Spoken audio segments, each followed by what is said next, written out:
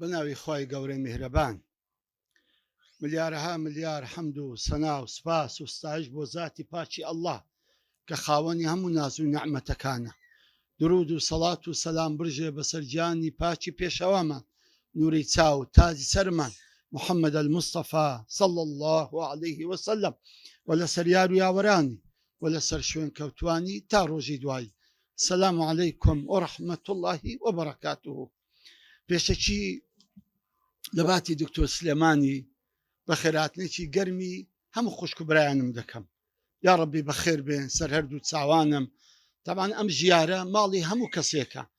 ماڵی هەموو برایەکی مسلمانە، ماری ماڵی هەموو خوشکێکی مسلمانە،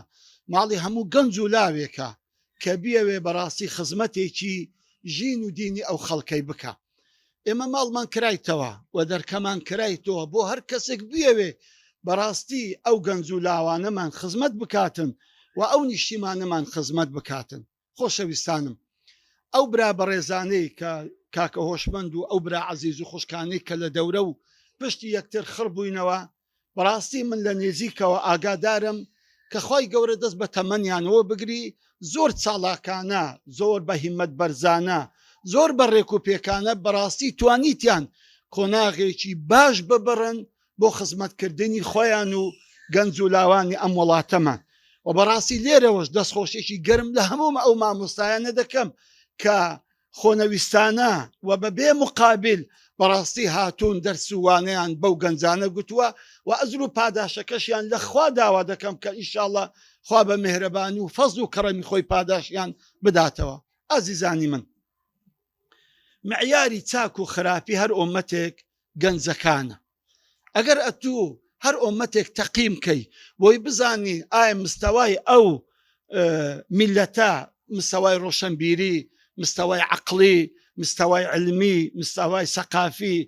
هەموو مستەوایەکانیان کە پێوەەر بکەی بەڕاستی دەچی مقابلە لەگەر گەنجەکانیان دەکەی. ئەگەر گەنجێکی هۆشمەند، ئەگەر گەنجێکی عاقڵمەند، ئەگەر گەنجێکی واعی، ئەگەر گەنجێکی خاوێن و باوێن، ئەگەر گەنجێکی ساحب مەبدە، ئەگەر گەنجێک کە بەڕاستی ساحب پەیامی لێ دروست ببی، ئەو کۆمەلگایە بەرەو باش و چاچی دەڕوا. بەڵام خوا نەخواسە ئەگەر گەنجەکان مەست و بێهۆش، ئەگەر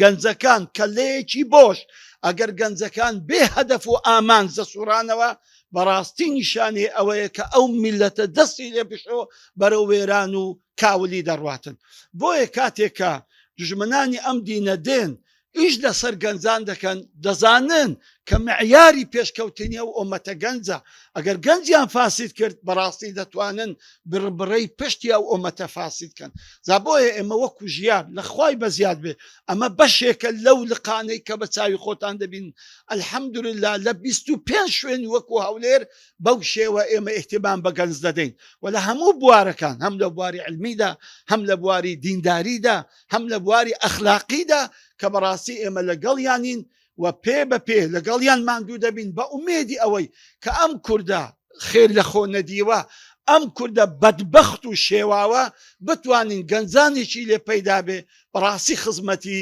گەنج و خزمەتی ئیسلام و گەنج و ژینی دینی ئەم خەڵکە بکە. ئازیزانی من لێرە ڕوو دەکەمە گەنجەکان، هەرچەندە ئەو مامحازیەمان لەگەرە بەس ئەویش با بە گەنج حسێبی قەیدی ناکە. ڕوو لە گەنجەکان دەکەم. ئەگەر ئێمە بە خوشک و برایان، ئەگەر ئێمە بەخۆشم گەنجم ها، ئەگەر لە موالی دیشم دەپرسن 86م، یعنی بزانە، یعنی لە زۆرتان لێرە گسکەترم. ئەگەر بمانەوێت بەڕاستی ئێمە خزمەتی ژین و دین بکەین، چەند مەرجێکمان پێویستە. خاڵی یەکەم بۆ ئەوی مۆفەق بین، بۆی سەرکەوتوو بووین، بۆی کارەکانمان جوان بێ، بۆی خوا لێمان قبوڵ کە دەبە هەموو ئیشەکانمان لە پێناوی خوای گەورە بێ. ئەمە سڕی نەزاحەتی هەموو کارێکە، سڕی سەرکەوتنی هەموو بانخوازێکە، سڕی سەرکەوتنی هەموو مامۆستایەکە، سڕی سەرکەوتنی هەموو گەنجێکە. بەڕاستی ئێمە عیاری دڵمان ئەگە بۆ خوا بوو، هەموو هەستان و دانیشتنمان، هەموو وتارمان، هەموو وانە خوێندنمان، هەموو وانە گوتنەوەمان، هەموو دانیشتەکانمان بۆ خوا بوو، حتمما خوای گەورە بەرەکەتی لە ئیشەکانت دەخا، خوای گەورە مۆفەق و سەرکەوتوو دەکا و بە خۆشی علمت فێر دەکا. چونکە علم بەشێک بە کەسبە، بەشێکی من لدنیە خوا پێ دەبەخشی بەڕاستی ئینسان چەند مخلیص بێ لە پێناوی خوای گەورە علمی من لەدونی زیاتر پێ دەبەخشی کەواتە بۆ ئەوەی بەڕاستی کارەکانمان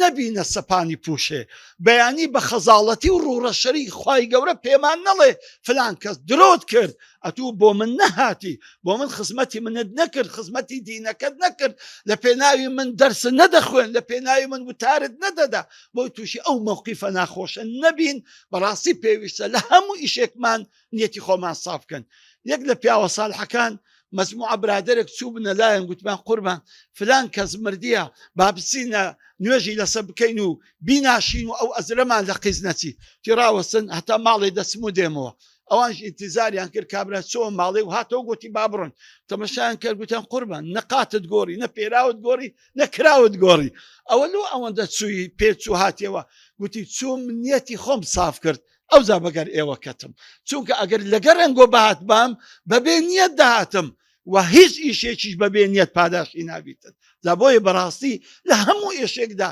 پێویستە ئێمە نیەتی ساف و بێگەردمان هەبێ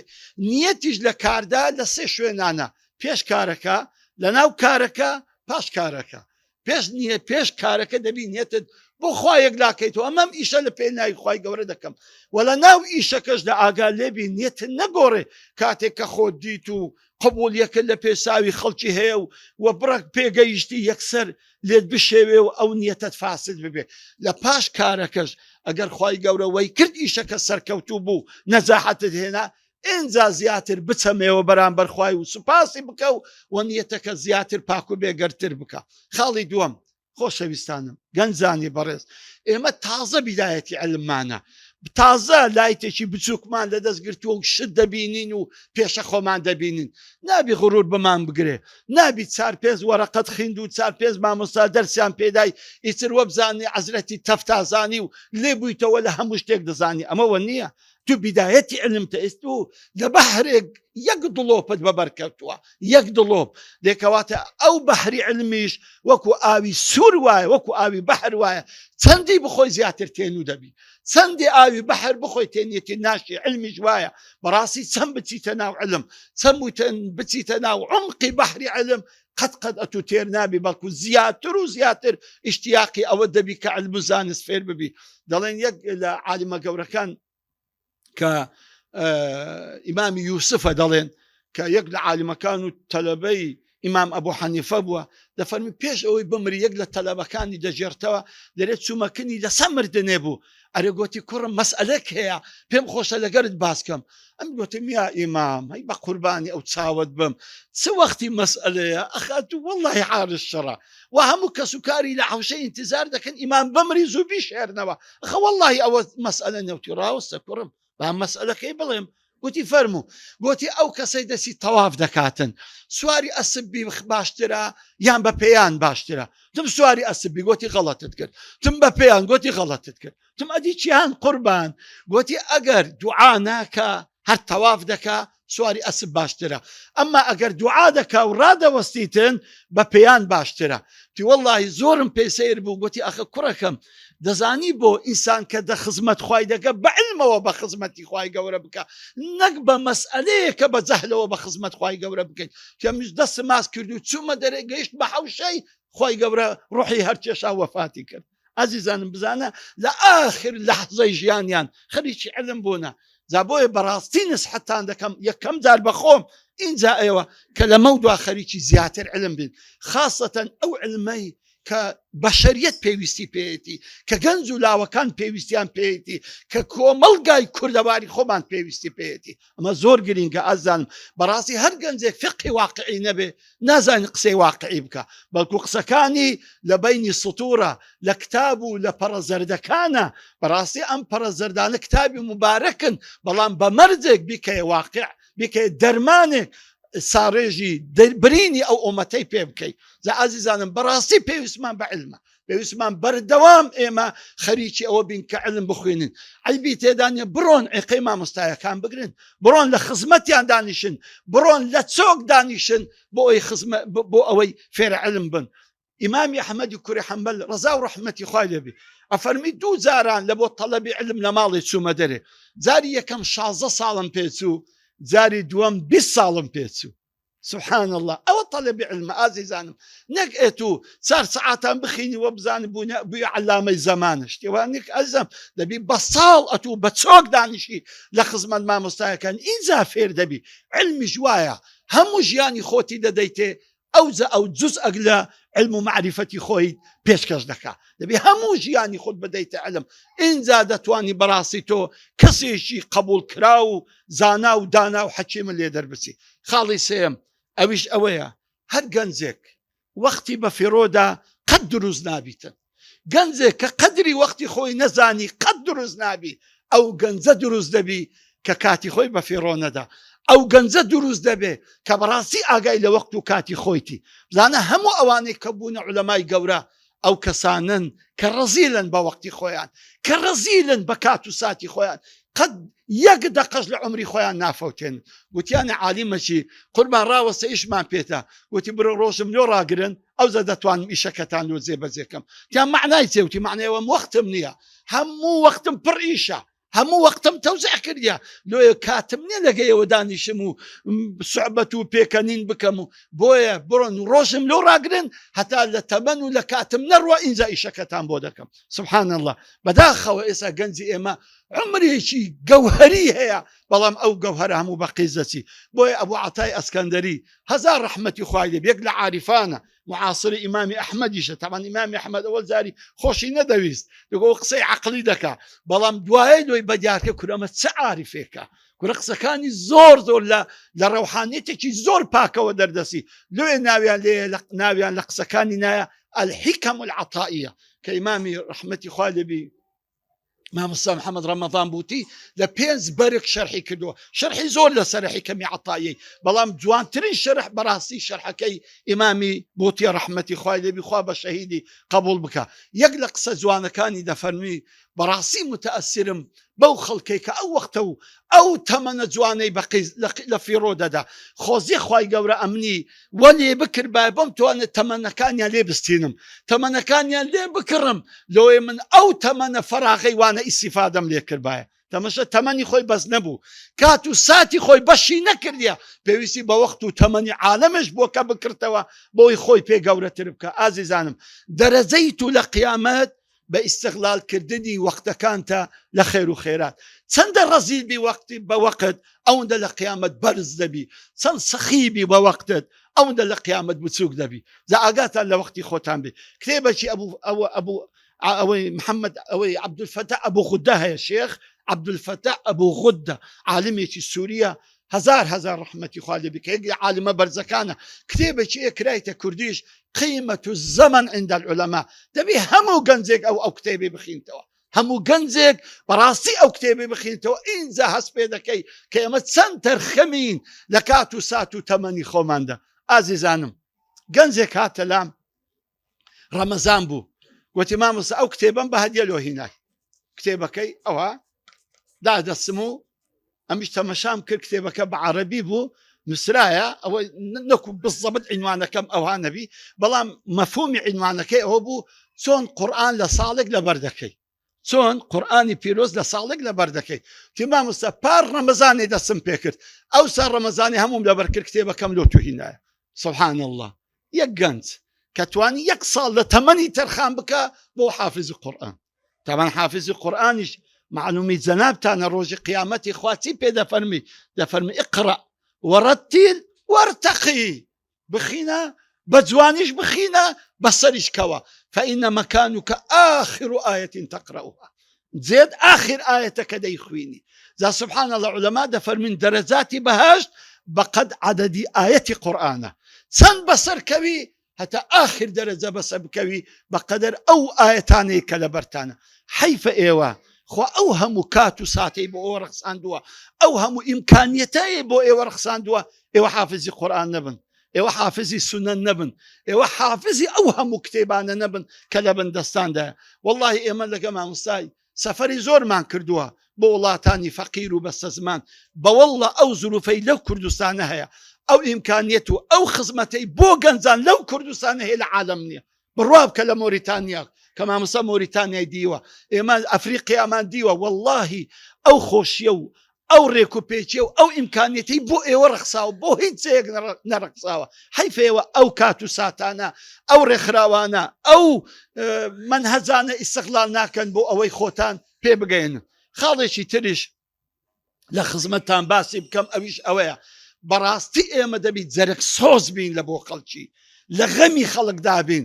بەخوای ئەگەر هەر میلەتێک بێدین بوو ئەبێ ئێمەی داعی بسووتین لە بۆ ئەو خەڵکەی ببرژین لە غەمی ئەو خەڵکەی قەت تەسەور نەکەی ئەگەر گەنجێک گوناح بکە ئەتوو پێت خۆش بی قەت نەکەی ئەگەر ئافرەتێک سەرپۆشی فڕێدا ئەتوو جێ شانازی ئێوە بی نەخێر بالعکس بەوەڵڵە ئەمە کارەساتە داعی حەقیقی گەنجی غەمخۆری ئەو میلەتە ئەو کەسانن کە زجی بەو میلەتە ئەسووتێ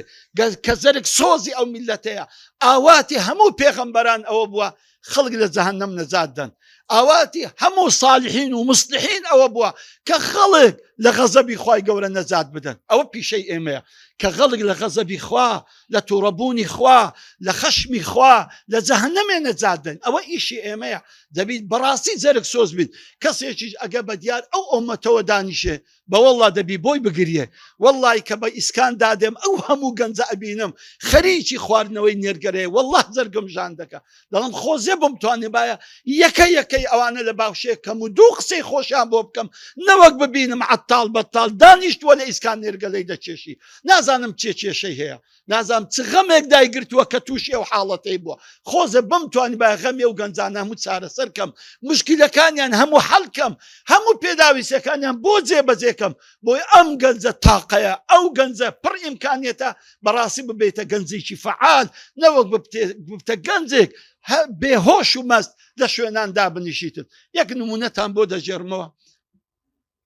برایەکی بەڕێسەیە لەگەڵ جەماعەتی تەبلیغ و داوەیە لەگەڵوانە داوە دەکا و زۆر پیاوێکی گەورەیە ئەو مامۆستایە بەڕێزە تەوان دکتۆرای هەیە لە ئەمریکا دکتۆرای هینایتەوە دەفەرمووی مەجموعە کەسێک بووین 7 کەس بووین سەفەرمان دەکرد لە ئەمریکا لە بۆ شارێک لە بۆ داوە تی دەچوینە ینی وڵاتێکی تر گوتی کە 7 کەس بووین ئەوەی تەرتیبی تیارەکە ئێمە دوو بە بەرمان کەتبوو بەڵام یەک لەوانە هیندی بوو لە ئاخیری لەگەڵ ئەمریکیەکی پێکەوە کورسیان بەبەرکەت بوو گوتی ڕۆیشتین ئەوە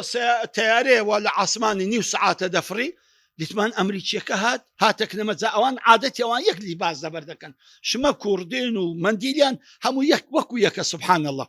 گوتی کابرای ئینگلیسات گوتی وەرە کاکە وەرە کورە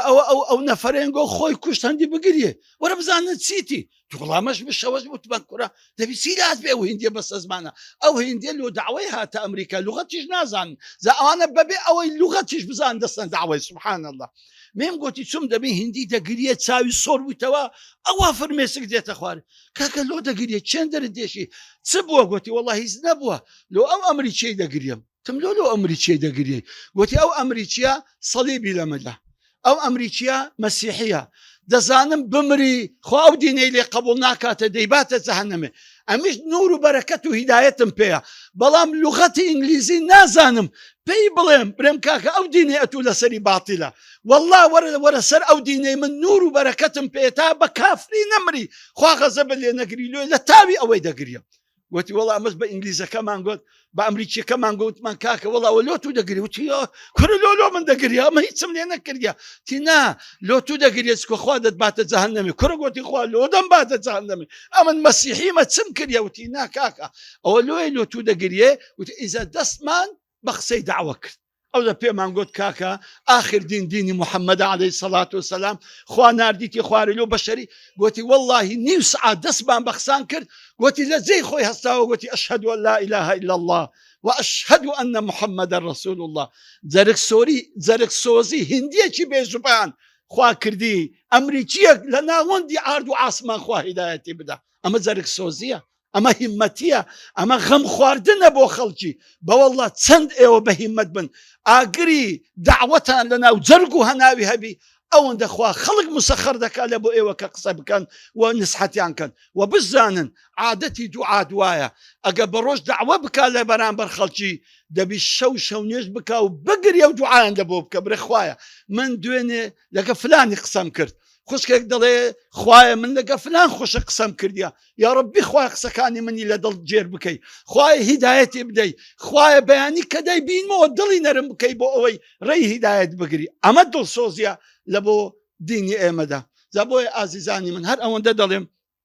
تەمان کورتە زۆریش کورتە بە دەلیلی ڕەمەزانێ ئەو ڕەمەزانمان بەڕێکرد وەختە 2 هەفتەی لە 2 ئاوابی بەردەوام ئێمە عونمان لە قیز دەسی بەڵام با ئێمە ئەو عمرەی ئیستیغلالکەین لە پێناوی خوا هەمووی لە پێناوی خوا دانیشتنمان هەستانمان قسەکردنمان ئیشکردنمان هەمووی با لە پێناوی خوای بی ئەو کات بەڕاستی ڕەسیدی عیبادەتی تو ڕەسیدی عوبودیەتی تو ڕۆژ بە ڕۆژ لە لای خوای گەورە بەرزتر دەبی خوای گەورە هەمومان موفق بکە خوای گەورە سەرکەوتووی هەمومان سەرکەوتوو بکە بە تایبەتی ئەو گەنج و لاوانەی کە بەڕاستی لەو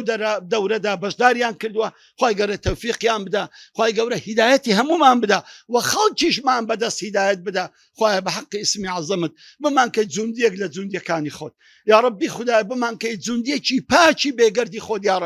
یا ڕەبی خودای لە بۆ خاتری گەورەی خۆت ئەو دینەمان پێ جوانکەی ئێمەش بە دینەکە جوانکەی یا ڕەبی خوا ئەو گەنج و شەبابانەمان بپارێزی خوایە بە حەقی ئیسمی عەزەمی خۆت هەر گەنجێک ڕێی لێون بووە خوای ڕێی پێپشاندەی خوای هەر گەنجێک مبتەلا بووە بە هەر گوناحێک خوای بە گەورەی خۆت قوتار و نەجاتی بکەی لە بندەستی شەیتان و نەفس و هەوای خۆی یا رب العالمین یا ربی خوای گەورە خێرتان بنووسی و سپاسی هەمووشتان دەکەم والسلام عليكم ورحمة الله وبركاته.